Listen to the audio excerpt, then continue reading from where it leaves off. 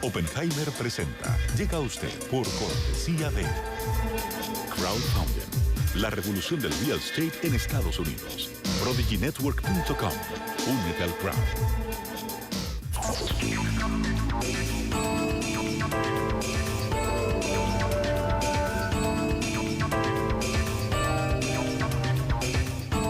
Hola, ¿qué tal? ¿Cómo les va? Soy Andrés Oppenheimer. Gracias por estar con nosotros en toda América Latina y Estados Unidos.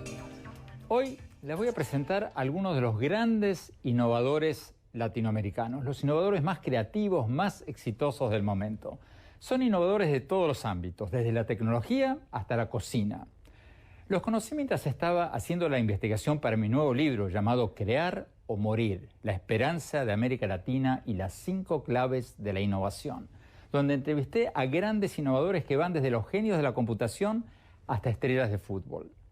Y los que vamos a ver hoy son algunos de los innovadores que más me impresionaron de todos los que entrevisté en esta investigación para saber cuáles son los secretos para que todos podamos ser más innovadores, más creativos, desde los países hasta las personas. Bueno, primero vamos a ver la entrevista que le hicimos a Luis von Ahn, un joven guatemalteco que a los 22 años inventó un sistema de verificación de Internet que primero vendió a Yahoo, luego modificó y vendió a Google en varias decenas de millones de dólares. El invento de von Ahn se llama reCAPTCHA. Son esas cajitas, vieron en Internet, en la computadora, esas cajitas con letras distorsionadas que uno tiene que copiar para probar que uno es un ser humano y no un robot. Bueno, son usadas diariamente por 180 millones de personas en todo el mundo, todos los días. Ahora, este joven inventó un sistema gratuito para aprender idiomas en Internet que ya tiene 25 millones de usuarios. Más tarde en el programa vamos a hablar con Gastón Acurio, el dueño de Astrid y Gastón, el famoso restaurante, y es el chef peruano que revolucionó la cocina peruana y la convirtió en un fenómeno mundial. Gastón Acurio es otra historia fascinante. Estudió gastronomía en París, luego fue a Lima para abrir un restaurante francés y al poco tiempo fue al Amazonas para descubrir sabores típicos peruanos e incorporarlos en su restaurante. Y al rato tiró por la borda las cremas de leche, las papas francesas y todo eso y creó un movimiento de chefs de comida peruana. Hoy día tiene 43 restaurantes de comida peruana en 11 países. Está en Nueva York, en Londres, en Madrid, en Miami, en Buenos Aires, en todos lados. Facturan más de 100 millones de dólares anuales. Pero lo que es más importante, logró convertir la cocina peruana en un fenómeno económico y social nacional en Perú. Un fenómeno que se convirtió en uno de los motores de la economía peruana y una de las mayores fuentes de orgullo nacional en el Perú de hoy. Y después vamos a hablar con Jordi Muñoz, el presidente, el jefe tecnológico de 3D Robotics, una de las compañías de drones comerciales más conocidas de Estados Unidos. Otra historia fascinante. Jordi Muñoz vino a Estados Unidos sin trabajo y sin papeles, y sin haber terminado sus estudios de ingeniería que luego terminó. Empezó a escribir en blogs sobre drones, esos aviones o helicópteros no tripulados, que se usan en la guerra, pero también se usan cada vez más con fines comerciales. Y un día escribió en el blog de Chris Anderson, el director de la revista Wired, la Biblia de los nerds tecnológicos en Estados Unidos, escribió que él podía hacer uno de esos aviones no tripulados mucho más barato que el que proponía Anderson, simplemente metiéndole una pieza del Nintendo que le había regalado su mamá para Navidad y que costaba, no me acuerdo, 20, 30 dólares. Bueno, le escribió en ese blog, la entrada le llamó la atención a Anderson. Bueno, el final de la historia es que Anderson al poco tiempo renunció al puestazo que tenía como director de la revista Wired, fundó su propia empresa de drones comerciales y nombró a Jordi Muñoz, a este joven mexicano, como presidente de la compañía.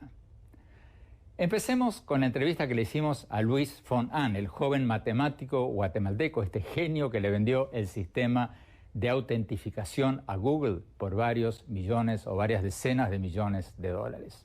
Veamos.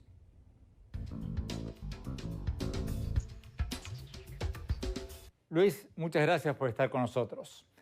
Tú inventaste este sistema de verificación, de autentificación con letras distorsionadas llamado Catch-up cuando tenías apenas 22 años. Cuéntanos un poco cómo se te ocurrió, cuándo y cómo se te ocurrió esta idea. Bueno, cuando yo crecí en Guatemala, tenía alrededor de 17 años cuando vine a Estados Unidos a estudiar en college, en Duke. Estudié matemática y ciencias de la computación. Después me gradué y fui directamente a un programa de doctorado de ciencias de la computación. Y en mi primer año estaba en una charla donde el jefe científico de Yahoo, que en ese entonces era la página más grande de todo el Internet, dijo que presentó una serie de problemas que tenían que no sabían cómo resolver.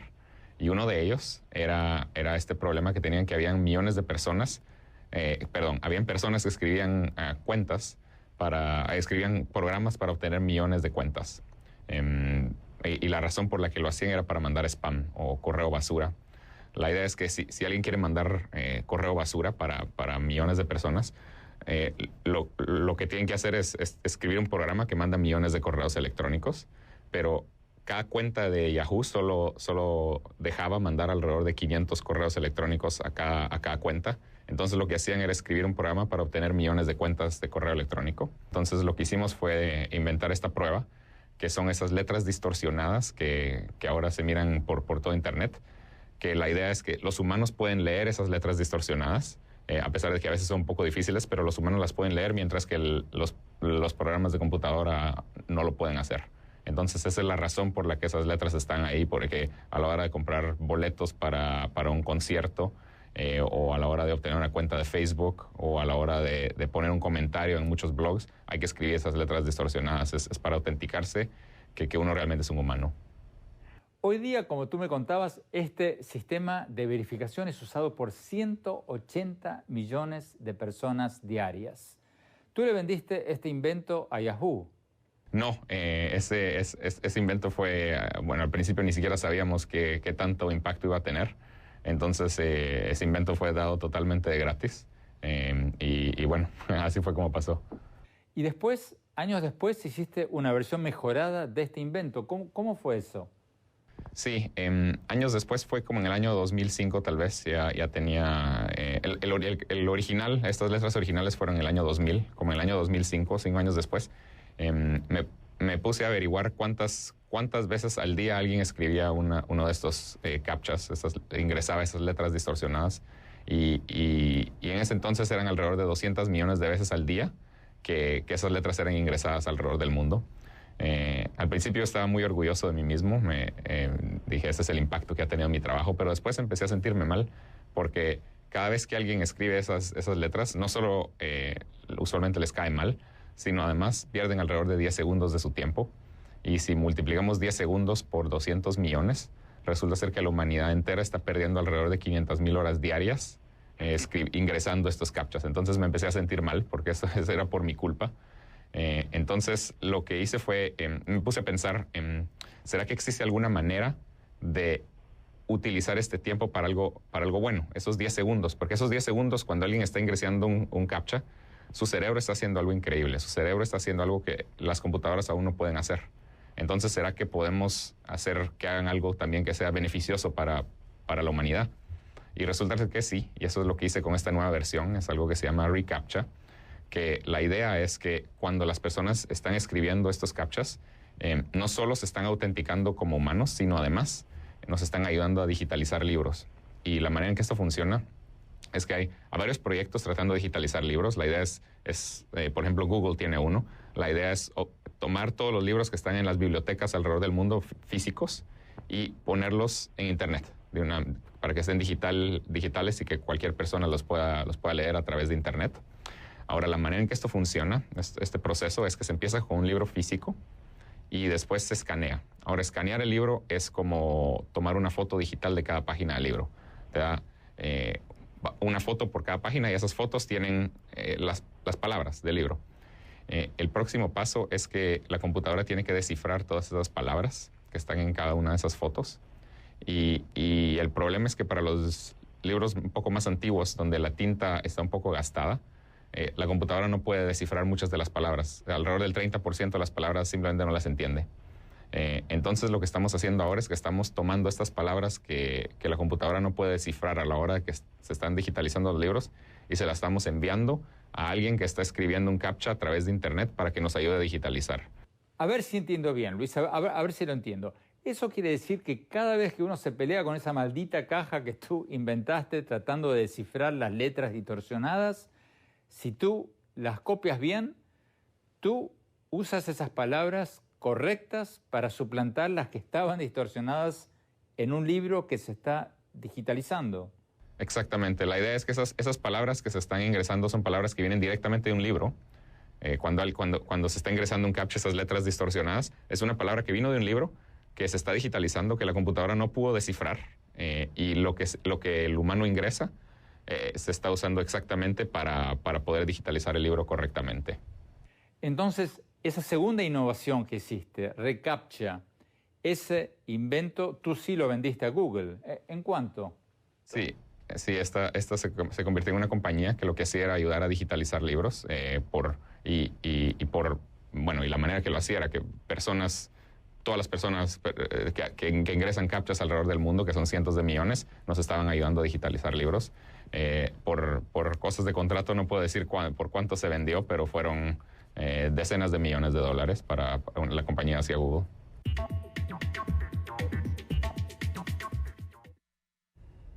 ¡Wow! Decenas de millones de dólares. Tenemos que ir a un corte y cuando volvamos seguimos con la entrevista con Luis Fonan, este joven matemático guatemalteco que le vendió este invento a Google en decenas de millones de dólares. Un invento que es usado por 180 millones de personas todos los días en todo el mundo. Ya volvemos.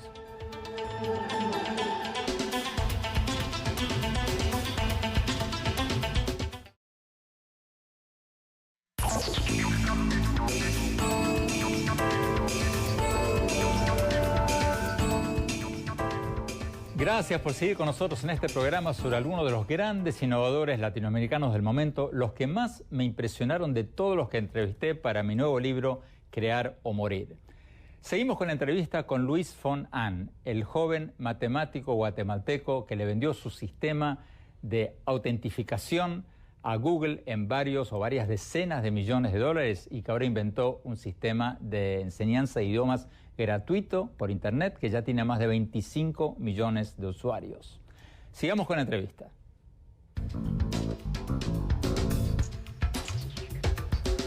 Luis, ahora tú tienes un nuevo emprendimiento, esta empresa de enseñanza gratuita de idiomas Duolingo. ¿De qué se trata? Sí, eso la empecé después de haber vendido esta compañía a Google de digitalización de libros. Estaba en una posición muy afortunada en mi vida. No tenía que volver a trabajar, ni mis hijos tampoco. Entonces quería hacer un nuevo proyecto, pero más que todo para ayudar. En lo que quería concentrarme era en la educación. Es algo que siempre he tenido mucha pasión. Soy profesor universitario también, entonces tengo mucha pasión con la educación. Entonces quería hacer algo para dar educación. Ahora, la educación es muy general, entonces quería enfocarme a un tipo de educación que es muy común en todo el mundo, tal vez un poco menos en Estados Unidos, pero sí en todo el mundo, que es la educación de idiomas, aprendizaje de idiomas. Resulta ser que hay 1.200 millones de personas en el mundo aprendiendo idiomas. Ahora, la mayoría de ellos, alrededor de 800 millones de ellos, primero están aprendiendo inglés y segundo, la razón por la que están aprendiendo inglés es usualmente para obtener un mejor trabajo o para obtener un trabajo. Y son personas usualmente de bajo nivel socioeconómico. O sea que la mayoría de personas aprendiendo otro idioma son personas que están aprendiendo inglés para obtener un trabajo y son gente pobre usualmente. Al mismo tiempo, las maneras que hay para aprender otros idiomas usualmente cuestan mucho dinero. Por ejemplo, acá en Estados Unidos se vende un software que se llama Rosetta Stone, que cuesta entre $500 a $1,000. En Latinoamérica está otro software que se llama Open English, que cuesta alrededor de $1,000. Entonces es irónico que las maneras que hay para aprender otros idiomas son muy caras, pero la mayoría de personas que están aprendiendo otros idiomas lo están haciendo para poder obtener un trabajo. Entonces lo que quería hacer era hacer una manera de aprender idiomas que fuera totalmente gratuita. Pero Luis, la pregunta obvia, si ustedes ofrecen estos cursos de inglés y de otros idiomas gratis, ¿cómo monetizan? ¿Cómo pagan los gastos de la empresa? Sí, esa fue la innovación de esto. Queríamos hacer algo sin cobrarle a los usuarios nunca. Pero al mismo tiempo queremos financiar esto. Entonces, se nos ocurrió una manera de financiarlo que es parecida a esta manera de digitalizar libros, pero un poco diferente. Que la idea es que cuando las personas están aprendiendo, el sistema se llama Duolingo, lo pueden accesar en duolingo.com, también son aplicaciones móviles de Duolingo, pero la idea es que cuando las personas están aprendiendo, por ejemplo, cuando les enseñamos un concepto, por ejemplo, el concepto puede ser el concepto de comida, que les enseñamos todas las palabras de comida, como decir arroz y frijol y lo que sea, les enseñamos las palabras de comida. Después de enseñarles ese concepto, le decimos a los usuarios, ok, aprendieron ese concepto, si quieren practicar lo que acaban de aprender con algo del mundo real, aquí está un documento que está relacionado a comida, que está relacionado a lo que acaban de aprender, en el idioma que están aprendiendo. Por favor, tradúzcanlo a su idioma. Es como un ejercicio. Traduzcan este documento y ahí a nosotros nos pagan porque nuestros estudiantes nos ayudan a traducir el documento. Y por ejemplo, CNN es uno de nuestros clientes. Todas las noticias de CNN que se escriben en inglés, ellos nos las mandan a nosotros en inglés y nosotros se las damos a nuestros alumnos para que las traduzcan al español mientras practican aprendiendo inglés. O sea, después de haber aprendido algo que esté relacionado con esa noticia, nuestros alumnos la traducen. Y después de traducirla, se la regresamos a CNN y ellos nos pagan por esa traducción. Así es como financiamos todo el proyecto. Pero Luis, me cuesta creer que CNN acepte una traducción hecha por un estudiante que quizás no entiende bien lo que traduce o que lo traduce mal. Deben tener algún control, algún sistema de control de calidad. Sí, tenemos un sistema de control de calidad y el sistema son los alumnos en sí, porque cada documento no es traducido solamente por un alumno, es traducido por varios. Y la idea es que cuando alguien lo está traduciendo, pueden ver lo que otras personas han ingresado y pueden decir si lo que tradujeron estuvo bien o no. Y como lo hacen varias personas y votan cuáles son las mejores traducciones, al final la calidad es muy buena, es suficientemente buena como para CNN, que es de la más alta calidad. O sea que las noticias en inglés de CNN las traducen los estudiantes de ustedes. Sí, eso es lo que está pasando y las están traduciendo al mismo tiempo que están aprendiendo inglés. Esa es la idea. Entonces en cierto sentido, CNN está financiando la educación gratis de estos estudiantes. ¿Cuántos estudiantes tienen ya en Duolingo? Tenemos alrededor de 25 millones de personas aprendiendo todos los idiomas que ofrecemos en Duolingo. Es la manera más popular de aprender idiomas en el mundo. Es más, tenemos más personas aprendiendo idiomas en Duolingo que el número de personas aprendiendo idiomas en todo el sistema de educación pública de Estados Unidos. O sea, en todas las escuelas secundarias, primarias de Estados Unidos, hay menos alumnos en total que lo que tenemos en Duolingo. ¿Qué idiomas enseñan, Luis? Enseñamos inglés, español, alemán, francés, portugués, italiano. Pronto vamos a empezar a enseñar chino, japonés, húngaro, sueco, varios. Dentro de poco, antes de finales de año vamos a tener 50 idiomas. ¿Pero son todos videos o tienen profesores en línea que interactúan con los estudiantes? No hay profesores, es todo hecho y no son videos tampoco, es manera interactiva de aprender. La idea es que son pequeños ejercicios ilustrativos. Por ejemplo, al principio cuando se empieza, lo primero que enseñamos usualmente es la palabra de hombre y mujer. Lo que hacemos es que enseñamos una foto de un hombre y a la par decimos así es como se dice hombre en ese idioma. Después enseñamos una foto de una mujer y así es como se dice mujer en ese idioma. Y después les empezamos a enseñar oraciones un poquito más complicadas. Por ejemplo, en vez de solo el hombre, podemos decir el hombre camina o la mujer come un poco de arroz o lo que sea, oraciones un poco más complicadas. Pero siempre se las estamos enseñando con ejercicios ilustrativos que ellos lo tienen que hacer. Y la otra cosa es que a la hora que lo están aprendiendo parece un juego, especialmente en las aplicaciones móviles, parece un juego. Entonces, cuando las personas están aprendiendo, cada ejercicio que hacen, si lo hacen incorrecto, pierden una vida. Y las lecciones tienen tres vidas en total. Y si pierden las 3 vidas, tienen que empezar la lección otra vez.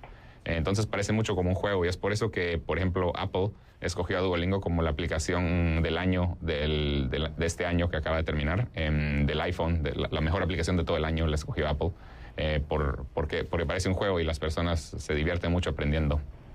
Luis, para cerrar, ¿qué crees que tendrían que hacer los países como el tuyo, como Guatemala o como cualquier otro país en América Latina para fomentar más innovadores como tú? Bueno, creo que se está viendo ya más en Latinoamérica. Hace 10 años eso casi no se veía. El emprendimiento tecnológico casi no se veía en Latinoamérica, mientras que hoy en día ya se ve más. Por ejemplo, estuve en esta conferencia en México, en Campus Party, que habían 10,000 emprendedores de tecnología, lo cual es increíble comparado con hace 10 años, de que ya está mejorando. Pero yo creo que, yo no sé exactamente qué tienen que hacer los gobiernos en sí, pero lo que ayuda es un cambio de cultura donde el emprendimiento sea celebrado, que los emprendedores sean las personas o unas de las personas más respetadas. Creo que eso ayuda. Y también la otra cosa que creo que ayuda es que los inversionistas cambien un poco su mentalidad. La inversión de emprendimiento acá en Estados Unidos se hace con venture capital, que es capital de riesgo, donde la idea es que los inversionistas invierten y saben que hay un 90% de probabilidad de que no van a obtener su dinero de regreso, porque están invirtiendo en ideas muy riesgosas. Pero ese otro 10% o 5% que son exitosas son el próximo Google o el próximo Facebook y pagan por todos los fallos de los otros 90%. Ese tipo de mentalidad de inversión de riesgo es el que tiene que existir para una cultura de innovación así. Y creo que eso hace falta un poquito en Latinoamérica. Cuando he visto el tipo de inversiones que hacen en Latinoamérica, es más que todo, parece más como que fuera un banco, donde la idea es que invierten en algo que va a tener el 100% de probabilidad de ser exitoso, pero las mejores ideas o lo más innovador usualmente no tiene 100% de probabilidad de ser exitoso, tiene un 5% de probabilidad de ser exitoso. Entonces ese creo que es un cambio de mentalidad que tiene que haber en Latinoamérica.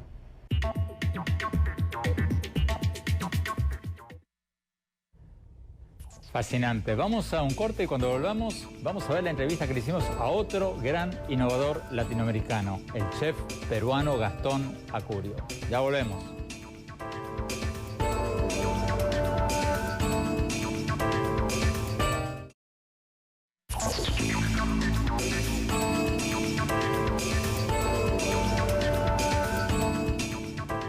Gracias por seguir con nosotros en este programa sobre algunos de los grandes innovadores latinoamericanos que entrevisté para mi nuevo libro, Crear o Morir, sobre cómo desarrollar, cómo incentivar la innovación y la creatividad a nivel nacional y a nivel personal. Vamos a ver la entrevista que le hicimos a Gastón Acurio, el chef peruano, el dueño de Astrid y Gastón y varios decenas de otros restaurantes, el hombre que convirtió a la cocina peruana en un fenómeno gastronómico mundial. Veamos la entrevista.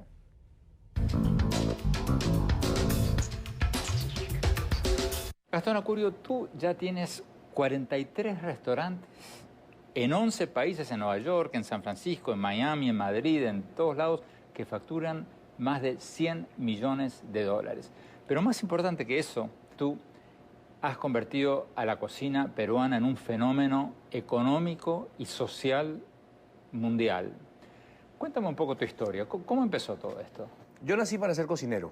Desde chiquito quería ser cocinero en un entorno en donde nadie entendía por qué un niño, cuyo padre era un político muy importante y respetado en aquel entonces, quería ser cocinero. El rol del cocinero hoy día no es el mismo de aquellos tiempos. ¿Cómo era? O sea, tú venías de una clase media alta. Sí. Crecí en un barrio muy bonito, en una familia llena de amor, estudié en el colegio más emblemático y llegado el momento, obviamente, cuando dije que quería ser cocinero, esto era inaceptable, ¿no? Y me convencieron de que mi destino era ser abogado y me enviaron a España.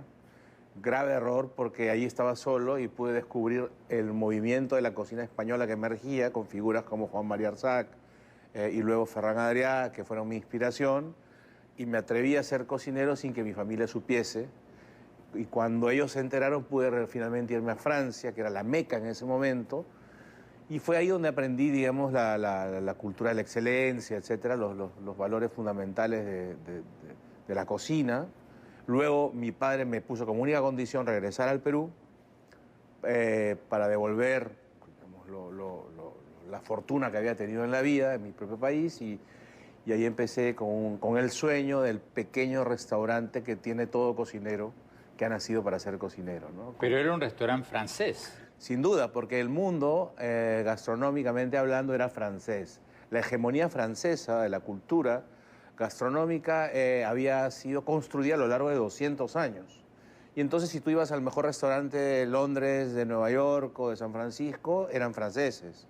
Y entonces el destino de cualquier cocinero de cualquier lugar del mundo, si quería ser reconocido, tenía que ser francés. Algo que hoy día parece un absurdo, pero digamos, en ese momento eran las reglas, ¿no? ¿Y cómo surgió ese momento de genialidad que te cambió la vida y le cambió la vida a la gastronomía peruana y quizás hasta del mundo? Yo soy parte de un movimiento que hemos ido construyendo a lo largo del tiempo, en donde los cocineros peruanos y los agricultores y los artesanos y los pescadores y finalmente los consumidores nos hemos unido en torno a un sentimiento. El primer objetivo era recuperar el orgullo por nuestra cultura, por quienes somos. Yo pertenezco a una generación confundida. Yo nací y viví mi infancia en una dictadura militar de izquierda, cuyo mensaje era: ser empresario es algo muy malo. Luego mi adolescencia la viví rodeado de bombas de Sendero Luminoso. Y cuando tuve mi primer grito de independencia personal, llegó una hiperinflación de 25.000% que nos hizo ir a todos resignados a creer que el Perú no tenía futuro y que los peruanos teníamos que tratar de ser otros. Entonces, de pronto el mundo cambia. El mundo pasa de la estandarización a la diversidad, la gente ya no quiere consumir lo mismo todo el tiempo, sino quiere probar cosas diferentes, descubre que el mundo es diverso y vuelve a aparecer el Perú, porque hay que decirlo, el Perú creó durante miles de años, digamos, hay una historia muy grande, ¿no? Y entonces los cocineros nos rebelamos ante lo que estábamos viviendo, que era nada. Estábamos haciendo cocina francesa en Lima, Perú, por peruanos. O sea, hoy día en la lista de los 20 mejores restaurantes del mundo hay dos peruanos. Pero ¿cómo pasaste de tener de un restaurante francés a uno de comida auténtica peruana? O sea, tú fuiste al Amazonas, empezaste a investigar. Sí. ¿Cómo fue eso? Primero nos reunimos los cocineros para tratar de cuestionar lo que estábamos haciendo, los de mi generación. Y tratamos de revisar por qué estábamos haciendo esto, cuál era el sentido de ser cocinero en el Perú. Ayudó mucho las contradicciones, porque estábamos cocinando en burbujas y salíamos de ellas y había falta de oportunidades, productos que se caían y que no se venden. La quinoa, por ejemplo, se pudría y hoy día es un producto internacional de lujo muy famoso.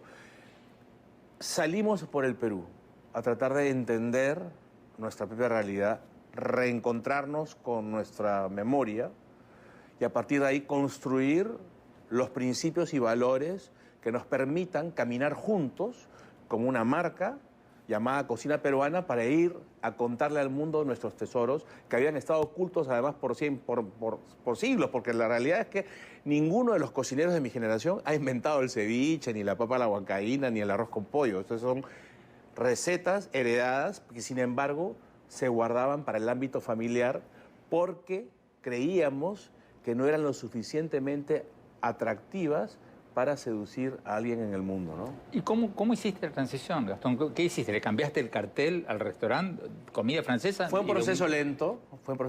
Apareció primero un ceviche, luego apareció un tiradito, luego apareció un anticucho, conviviendo con el beef bourguignon y el coq au vin y la terrina de foie gras. Pero claro, llegó un momento en donde finalmente, habiéndonos puesto de acuerdo los cocineros en cuál era el camino para los siguientes años, cuál era nuestro rol como cocineros, de poner en valor lo nuestro a través de nuestro trabajo, decidimos hacer un viaje por el Perú, regresamos y fue ahí donde ya desmontamos la crema, la mantequilla y empezamos a meter los ajíes y los limones y las hierbas y los frutos peruanos, que fue un proceso, digamos, de alguna manera traumático para nuestros clientes antiguos, acostumbrados a esta cocina clásica burguesa francesa, y de pronto encontrarse con quinoa, con cuy, con frutas del Amazonas que nunca habían visto, ¿no? Y empezar a tratar de explicar, ¿no? Y fue un boom. Y porque viene una nueva generación que estaba preparada para eso y lo abrazó. Y no lo abrazó solamente en mi restaurante, lo abrazó en el restaurante de mis amigos cocineros también. Y pasamos, digamos, de una ciudad que imitaba a otra a una ciudad que inspira a otras. Eso es muy importante, porque, por ejemplo, hoy día 7 de los mejores restaurantes de América, de los 20 mejores restaurantes de América Latina están en Lima, Perú. Y los 7 hacen historias del Perú, cocinas del Perú, con productos del Perú, cada uno a su manera, peruano-japonés, peruano-chino, cevichería, andino, amazónico, pero son historias del Perú y por eso están considerados como algo inspirador, ¿no? Con lo cual rompimos finalmente con esta idea nefasta y terrible de creer que somos ciudadanos de segunda categoría, ¿no?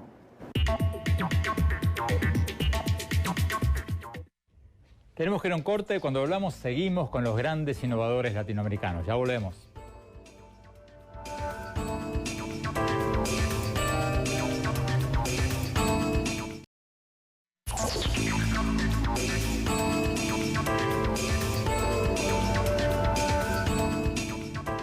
Gracias por seguir con nosotros en este programa sobre algunos de los grandes innovadores latinoamericanos que entrevisté para mi nuevo libro, Crear o Morir, sobre cómo desarrollar, cómo incentivar la innovación y la creatividad a nivel nacional y a nivel personal.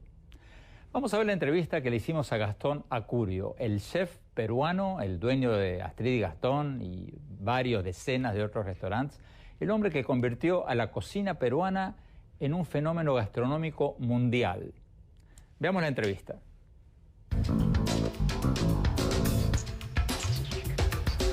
Gastón Acurio, tú ya tienes 43 restaurantes en 11 países, en Nueva York, en San Francisco, en Miami, en Madrid, en todos lados, que facturan más de 100 millones de dólares. Pero más importante que eso, tú has convertido a la cocina peruana en un fenómeno económico y social mundial.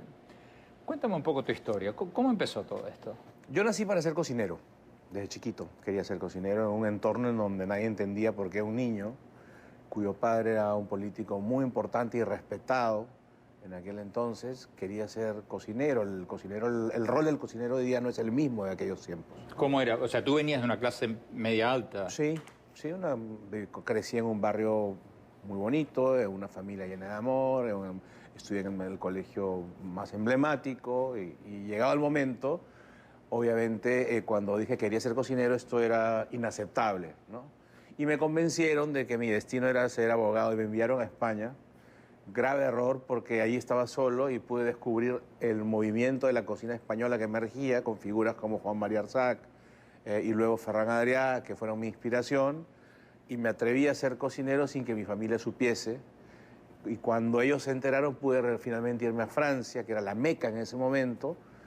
Y fue ahí donde aprendí, digamos, la cultura de la excelencia, etcétera, los valores fundamentales de la cocina. Luego mi padre me puso como única condición regresar al Perú para devolver, digamos, la fortuna que había tenido en la vida, en mi propio país. Y ahí empecé con el sueño del pequeño restaurante que tiene todo cocinero, que ha nacido para ser cocinero, ¿no? Pero era un restaurante francés. Sin duda, porque el mundo, gastronómicamente hablando, era francés. La hegemonía francesa de la cultura gastronómica había sido construida a lo largo de 200 años. Y entonces, si tú ibas al mejor restaurante de Londres, de Nueva York o de San Francisco, eran franceses. Y entonces el destino de cualquier cocinero de cualquier lugar del mundo, si quería ser reconocido, tenía que ser francés. Algo que hoy día parece un absurdo, pero digamos, en ese momento eran las reglas, ¿no? ¿Y cómo surgió ese momento de genialidad que te cambió la vida y le cambió la vida a la gastronomía peruana y quizás hasta del mundo? Yo soy parte de un movimiento que hemos ido construyendo a lo largo del tiempo, en donde los cocineros peruanos y los agricultores y los artesanos y los pescadores y finalmente los consumidores nos hemos unido en torno a un sentimiento.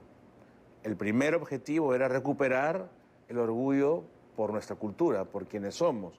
Yo pertenezco a una generación confundida. Yo nací y viví mi infancia en una dictadura militar de izquierda, cuyo mensaje era: ser empresario es algo muy malo. Luego mi adolescencia la viví rodeado de bombas de Sendero Luminoso. Y cuando tuve mi primer grito de independencia personal, llegó una hiperinflación de 25.000% que nos hizo huir a todos, resignados a creer que el Perú no tenía futuro y que los peruanos teníamos que tratar de ser otros. Entonces, de pronto el mundo cambia. El mundo pasa de la estandarización a la diversidad, la gente ya no quiere consumir lo mismo todo el tiempo, sino quiere probar cosas diferentes, descubre que el mundo es diverso y vuelve a aparecer el Perú, porque hay que decirlo, el Perú creó durante miles de años, digamos, hay una historia muy grande, ¿no? Y entonces los cocineros nos rebelamos ante lo que estábamos viviendo, que era nada. Estábamos haciendo cocina francesa en Lima, Perú, por peruanos. O sea, hoy día en la lista de los 20 mejores restaurantes del mundo hay dos peruanos. Pero ¿cómo pasaste de tener de un restaurante francés a uno de comida auténtica peruana? O sea, tú fuiste al Amazonas, empezaste a investigar. Sí. ¿Cómo fue eso? Primero nos reunimos los cocineros para tratar de cuestionar lo que estábamos haciendo, los de mi generación. Y tratamos de revisar por qué estábamos haciendo esto, cuál era el sentido de ser cocinero en el Perú. Ayudó mucho las contradicciones, porque estábamos cocinando en burbujas y salíamos de ellas y había falta de oportunidades, productos que se caían y que no se venden. La quinoa, por ejemplo, se pudría y hoy día es un producto internacional de lujo muy famoso. Salimos por el Perú a tratar de entender nuestra propia realidad, reencontrarnos con nuestra memoria y a partir de ahí construir los principios y valores que nos permitan caminar juntos como una marca llamada Cocina Peruana para ir a contarle al mundo nuestros tesoros que habían estado ocultos además por siglos, porque la realidad es que ninguno de los cocineros de mi generación ha inventado el ceviche, ni la papa a la huancaína, ni el arroz con pollo. Estas son recetas heredadas que sin embargo se guardaban para el ámbito familiar porque creíamos que no eran lo suficientemente atractivas para seducir a alguien en el mundo, ¿no? ¿Y cómo hiciste la transición, Gastón? ¿Qué hiciste? ¿Le cambiaste el cartel al restaurante? ¿Comida francesa? Fue un proceso lento. Apareció primero un ceviche, luego apareció un tiradito, luego apareció un anticucho, conviviendo con el bœuf bourguignon y el coq au vin y la terrina de foie gras. Pero claro, llegó un momento en donde finalmente, habiéndonos puesto de acuerdo los cocineros en cuál era el camino para los siguientes años, cuál era nuestro rol como cocineros, de poner en valor lo nuestro a través de nuestro trabajo, decidimos hacer un viaje por el Perú, regresamos y fue ahí donde ya desmontamos la crema, la mantequilla y empezamos a meter los ajíes y los limones y las hierbas y los frutos peruanos, que fue un proceso, digamos, de alguna manera traumático para nuestros clientes antiguos, acostumbrados a esta cocina clásica burguesa francesa, y de pronto encontrarse con quinoa, con cuy, con frutas del Amazonas que nunca habían visto, ¿no? Y empezar a tratar de explicar, ¿no? Y fue un boom.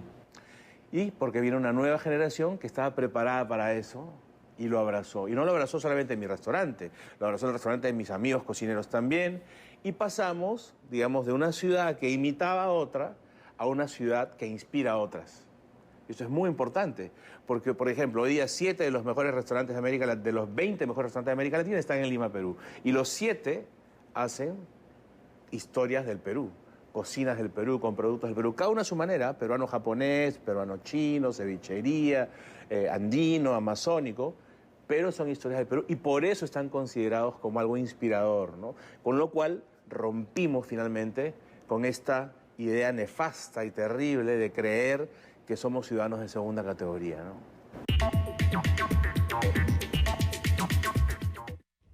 Tenemos que ir a un corte. Cuando hablamos, seguimos con los grandes innovadores latinoamericanos. Ya volvemos.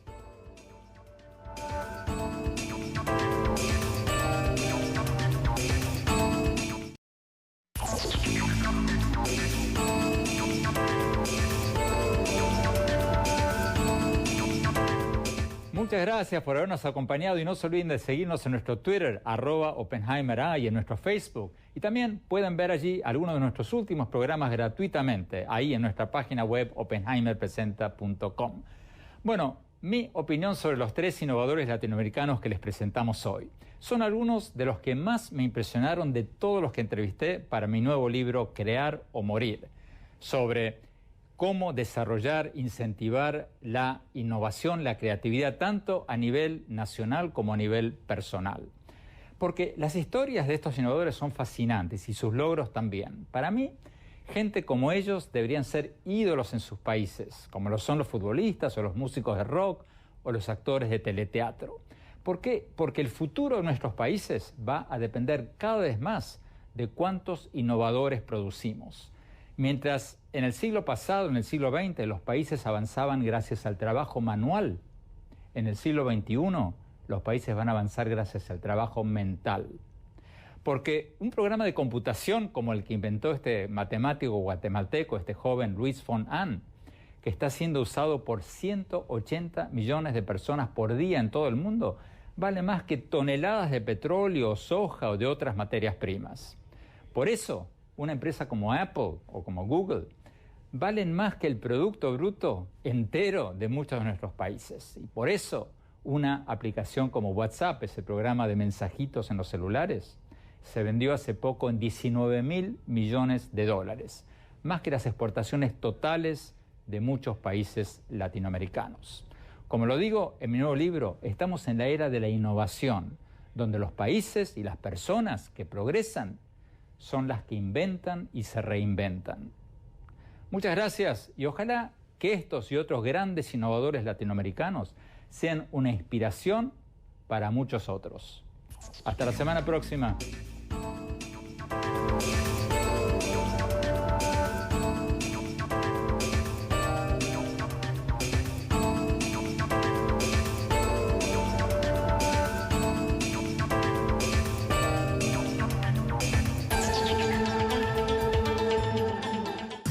Oppenheimer presenta. Llega a usted por cortesía de Crowdfunding, la revolución del real estate en Estados Unidos.